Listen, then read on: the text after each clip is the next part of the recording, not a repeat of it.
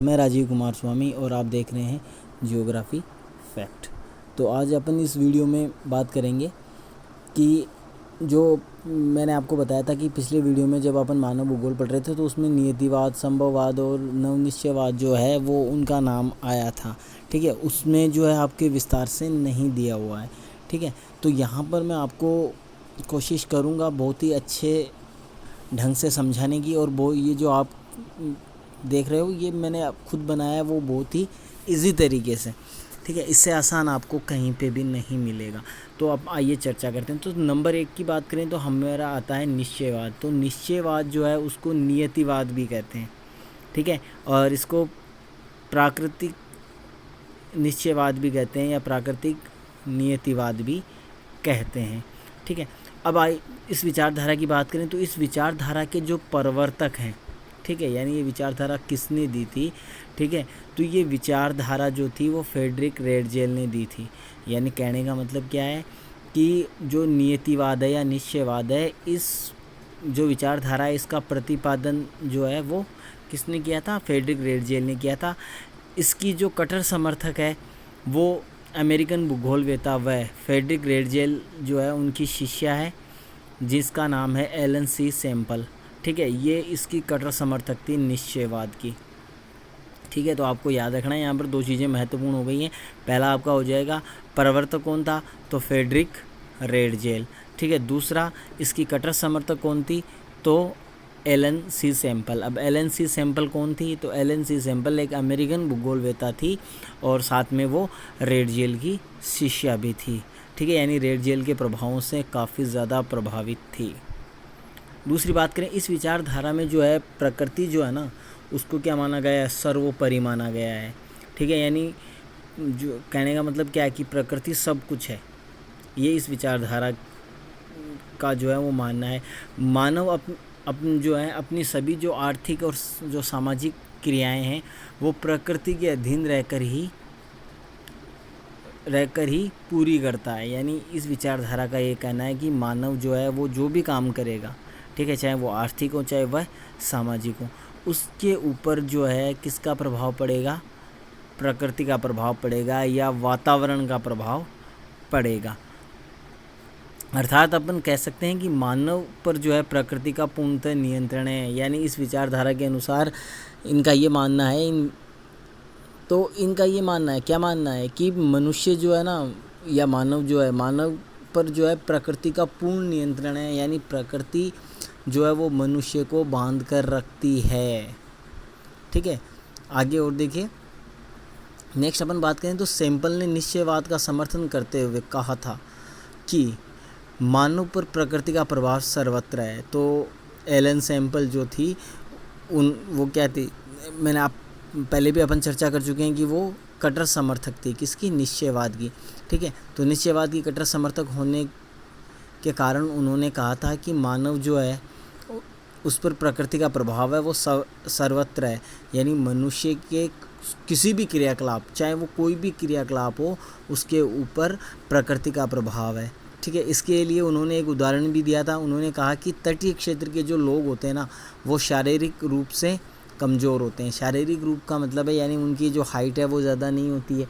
ठीक है, दुबले पतले होते हैं।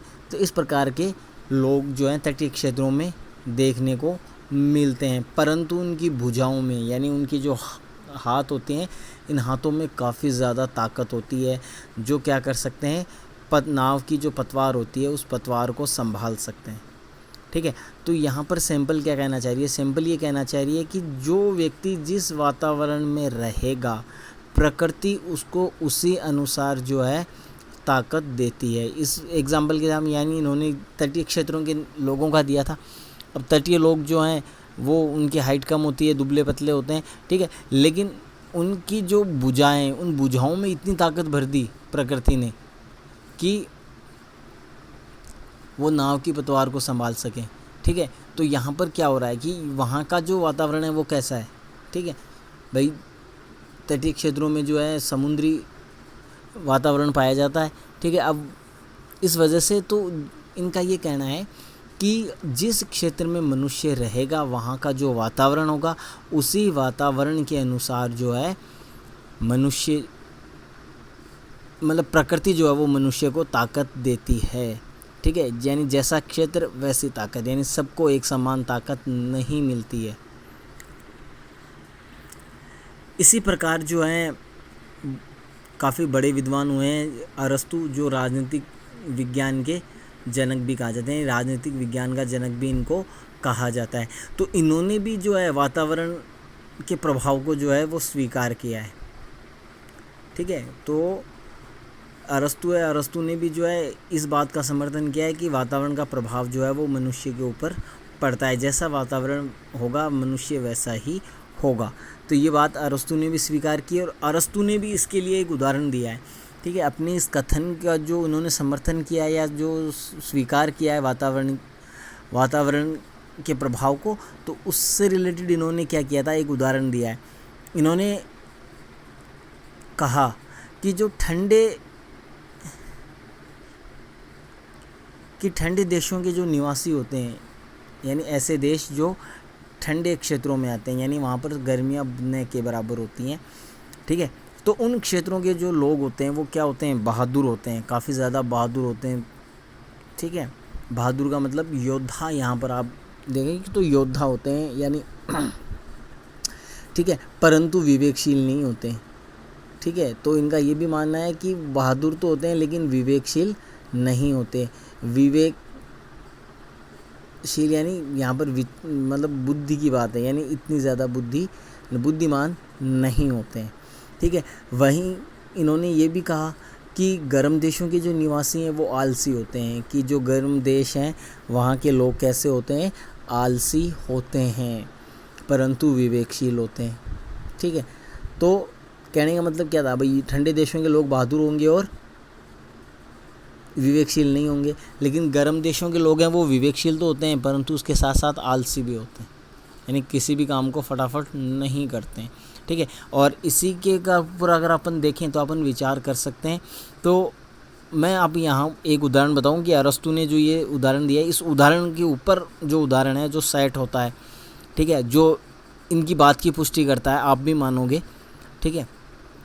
क्या है, तो वो उदाहरण ये है कि आप सब जानते हो, इतिहास आप लोगों ने पढ़ा है कि भारत के ऊपर किसने शासन किया था, अंग्रेज़ों ने शासन किया था, ठीक है, या ब्रिटिश लोग आप कह सकते हो। तो उन्होंने भारत पर शासन किया। अब यहाँ पर ये मैं आपको बताना चाहूँगा कि उन्होंने सिर्फ और सिर्फ भारत पे ही नहीं किया, बल्कि विश्व के अधिकांश देशों पर, यानी लगभग पूरे विश्व पर, आप मान सकते हो लगभग पूरे विश्व पर जो ब्रिटिश लोग हैं उनका शासन रहा था, ठीक है।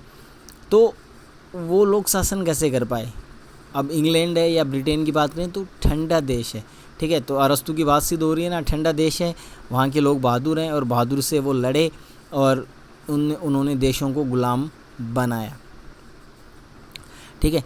तो ये आप मानते हो कि ये इस प्रकार से जो है अरस्तु का कथन है वो सत्य होता नज़र आ रहा है।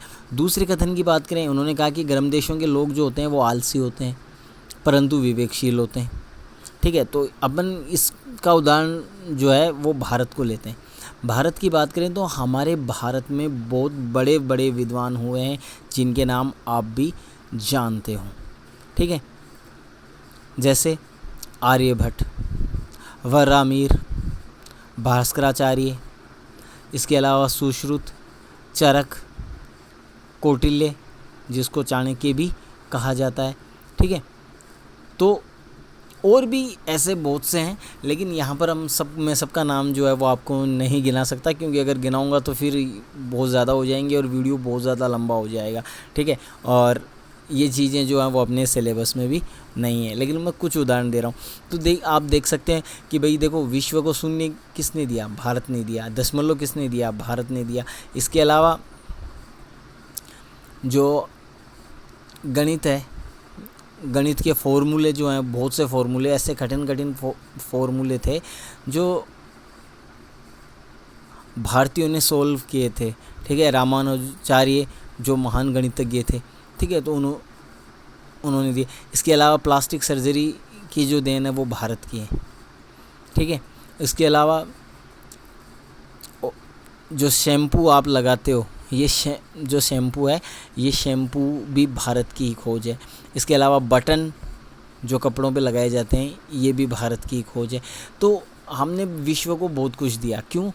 क्योंकि हमारे लोग चिंतनशील हैं। इसके अलावा जो चरक संहिता है, ठीक है, जो महर्षि चरक ने लिखी थी, जो चिकित्सक क्षेत्र में एक महत्वपूर्ण पुस्तक है, और आज भी इस पुस्तक को जो डॉक्टरी या MBBS जो होते हैं वहाँ पर पढ़ाया जाता है। फ़र्क ये है कि ये संस्कृत में लिखी हुई थी और अब जो पढ़ाई जाती है वो इंग्लिश में पढ़ाई जाती है, लेकिन उससे बहुत सी चीज़ें जो है ना वो ली हुई हैं, ठीक है। तो कहने का मतलब क्या हो गया, यहाँ पर जो अरस्तु के जो दोनों ही थे कथन वो सत्य होते नज़र आ रहे हैं। इस विचारधारा का मानना है कि प्रकृति का प्रभाव जो है वो सर्वत्र है, ठीक है, और ये विचारधारा ये कहती है कि प्रकृति जो है उसका प्रभाव सर्वत्र है, ठीक है, या आप ये कह सकते हैं कि प्रकृति है वो सर्वोपरि है, ठीक है। और इस विचारधारा के अनुसार जो मनुष्य है वो उसको क्या माना गया है, प्रकृति का दास माना गया है। अब अपन चलते हैं हमारी दूसरी विचारधारा पर। तो हमारी दूसरी विचारधारा है संभववाद। संभववाद की अगर अपन बात करें तो इस विचारधारा के प्रवर्तक जो थे वो फ्रांसीसी भूगोलवेत्ता विडाल डी लाप्लास थे, ठीक है। तो विडाल डी लाप्लास जो है उन्होंने संभववाद जो विचारधारा है वो दी, और ये कहाँ के थे, फ्रांस के थे। और इसके जो कट्टर समर्थक हैं, किसके, संभववाद के, संभववाद के कट्टर समर्थक कौन है, जीन ब्रून्स हैं, ये भी फ्रांस के ही हैं, ठीक है, ये इसके कट्टर समर्थक है। इस विचारधारा में मानव को सर्वोपरि माना है, ठीक है। पहली विचारधारा निश्चयवाद में प्रकृति को सर्वोपरि, संभववाद में मानव को सर्वोपरि माना गया है, और मनुष्य को प्रकृति का विजेता के रूप में जो है वो स्वीकार किया गया है। मानव ने अपने ज्ञान और तकनीकी की सहायता से वातावरण के प्रभाव को कम जो है कर सकता है। तो यहाँ पर अपन देख सकते हैं कि मनुष्य ने जो है वर्तमान की अगर अपन बात करें तो मनुष्य ने ऐसी ऐसी जगह जो है वो अपने निवास स्थान बनाए हैं या व्यवसाय जो है स्थापित किए हैं जहाँ पर जो है वातावरण काफ़ी ज़्यादा कठोर है, ठीक है। तो उस कठोर वातावरण के विरुद्ध जाकर भी मनुष्य जो है वो रह सकता है, ठीक है। तो किसकी वजह से, ज्ञान और तकनीकी की वजह से, ठीक है। तो इस वजह से ये जो विचारधारा है ये मानती है कि प्रकृति है वो सर्वोपरि नहीं है।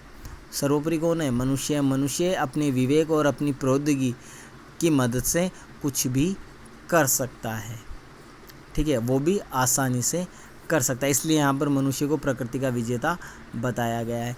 उदाहरण के लिए जो है मानव ने अपने ज्ञान और तकनीकी से विभिन्न जलवायु कटिबंध में अपने निवास और अपने व्यवसाय को स्थापित किया है जो वातावरण के विरुद्ध जाकर किया है, ठीक है। जैसे मतलब साइबेरिया जो है वहाँ पर लोग रहते हैं तो वहाँ का जो तापमान है वो क्या है, बहुत ही कम रहता है, ठीक है। वहाँ का न्यूनतम तापमान है वो -67 डिग्री सेंटीग्रेड जो है वो रिकॉर्ड किया गया है।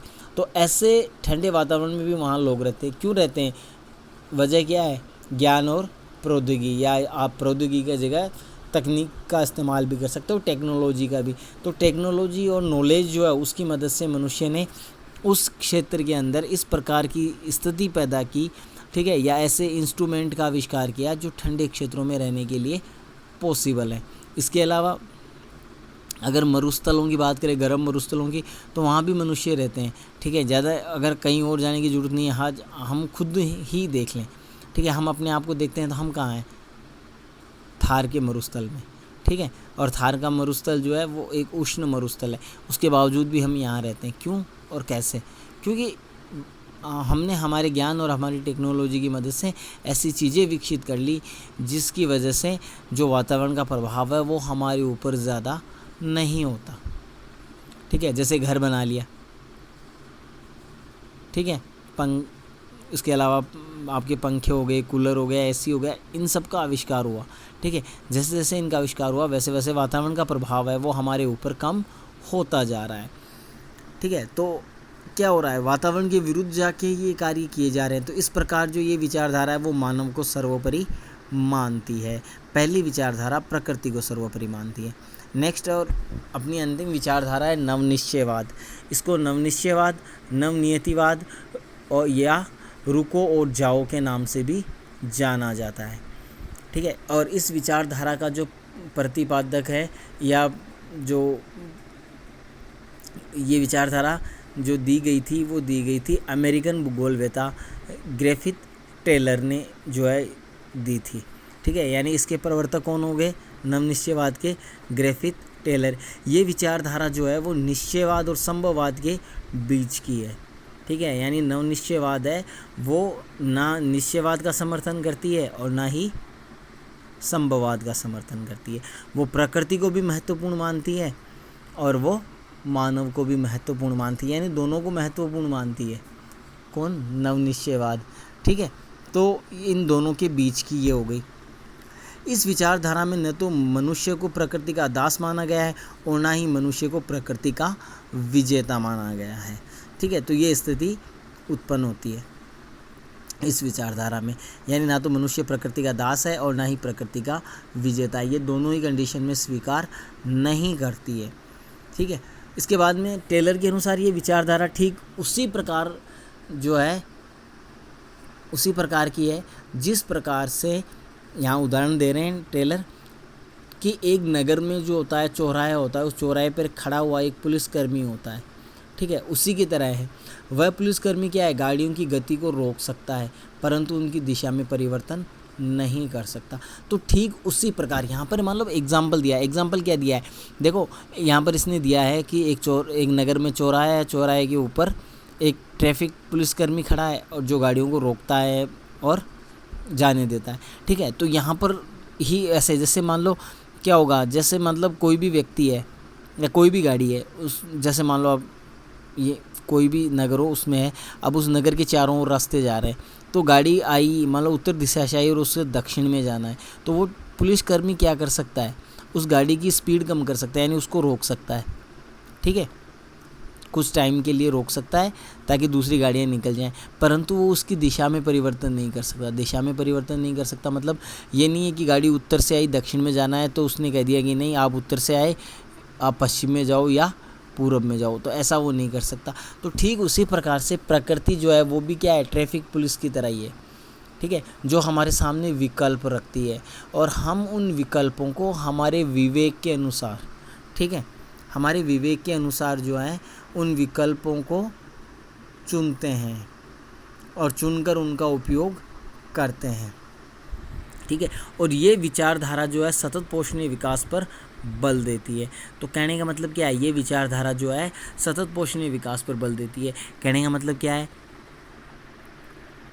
ठीक है, तो ये मैं यहाँ पर आपको बताता हूँ। तो कहने का मतलब क्या है? सतत पोषणीय विकास क्या होता है? बिना नुकसान पहुँचाए बगैर संसाधनों का उपयोग करना, इसे सतत पोषणीय विकास कहते हैं। अर्थात बिना विनाश के विकास पर बल देती है, यानी विनाश नहीं हो, विकास होना चाहिए लेकिन बिना विनाश के। ठीक है, तो ये तीनों विचारधाराएं, तो तीनों विचारधाराओं को एक बार मैं फिर से दोहरा देता हूँ। ठीक है, जो आपके लिए महत्वपूर्ण होगा। ठीक है, और जो चीज़ें आपको याद रखनी है वो आप याद रख सकते हैं।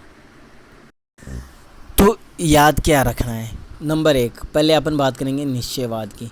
तो निश्चयवाद क्या है? तो निश्चयवाद जो है उसको प्रकृतिवाद भी आप कह सकते हो। इसके प्रवर्तक फ्रेडरिक रेडजेल थे और इसकी कट्टर समर्थक सैंपल थी। तो ये तो दो हो गए आपके महत्वपूर्ण प्रवर्तक। ठीक है, रेडजेल और समर्थक सैंपल। ये विचारधारा क्या कहती है कि प्रकृति सर्वोपरि है, यानी प्रकृति है वो सर्वोपरि है और मनुष्य है वो प्रकृति का दास है, यानी मनुष्य को प्रकृति का दास माना जाता है निश्चयवाद में। संभववाद की बात करें तो संभववाद के प्रतिपादक हैं विडाल्डी लाप्लास। ठीक है, और इसके कट्टर समर्थक हैं आपके जीन ब्रून्स। ठीक है, और ये विचारधारा है ये मनुष्य को सर्वोपरि मानती है और मनुष्य को प्रकृति का विजेता मानती है। और इस विचारधारा में एक समस्या और है। समस्या ये है कि इसमें विकास पर बहुत ज़्यादा बल दिया गया है और विकास पर इतना बल दिया गया है कि इसमें इस चीज़ का ध्यान नहीं रखा गया कि जो है इस विकास से अगर पृथ्वी का विनाश हो रहा है कि नहीं हो रहा है। इनको इस विचारधारा में इस चीज़ से जो है कोई मतलब नहीं रखा गया। इसमें केवल और केवल विकास को महत्वपूर्ण माना गया है, चाहे वो विनाश के साथ हो। ठीक है, तो इसमें प्रकृति का विजेता है कौन? मानव प्रकृति का विजेता है। पहली में मानव प्रकृति का दास है। अब तीसरी विचारधारा नवनिश्चयवाद की बात करें तो नवनिश्चयवाद जो है इसके प्रतिपादक हैं वो ग्रिफिथ टेलर हैं और ये विचारधारा है इन दोनों ही विचारधाराओं के बीच की है। यानी ये विचारधारा ना तो मनुष्य को प्रकृति का दास मानती है और ना ही प्रकृति का विजेता मानती है। इस विचारधारा के अकॉर्डिंग क्या है, ये विचारधारा ये कहती है कि मनुष्य के समक्ष प्रकृति है वो विकल्प रखती है और मनुष्य को उन विकल्पों को चुनने का अधिकार है। मनुष्य अपने अनुसार कोई भी विकल्प को चुन सकता है और चुनने के बाद उसका उपयोग कर सकता है। और जो विकास जो है, विकास पर इसमें भी बल दिया गया है, लेकिन इसमें विकास जो है वो सतत पोषणीय है। ठीक है, यानी कहने का मतलब क्या हो गया कि बिना विनाश के विकास होना चाहिए। इस बात पर ये विचारधारा जोर देती है। ठीक है, तो ये आपकी तीनों जो विचारधाराएं हैं जो काफ़ी महत्वपूर्ण है और यहाँ से छोटे वाले क्वेश्चन जो है वो कई बार एग्ज़ाम में पूछे जाते हैं। इस वीडियो में बस इतना ही। नेक्स्ट वीडियो में फिर से मुलाकात होगी। तब तक के लिए नमस्कार, धन्यवाद।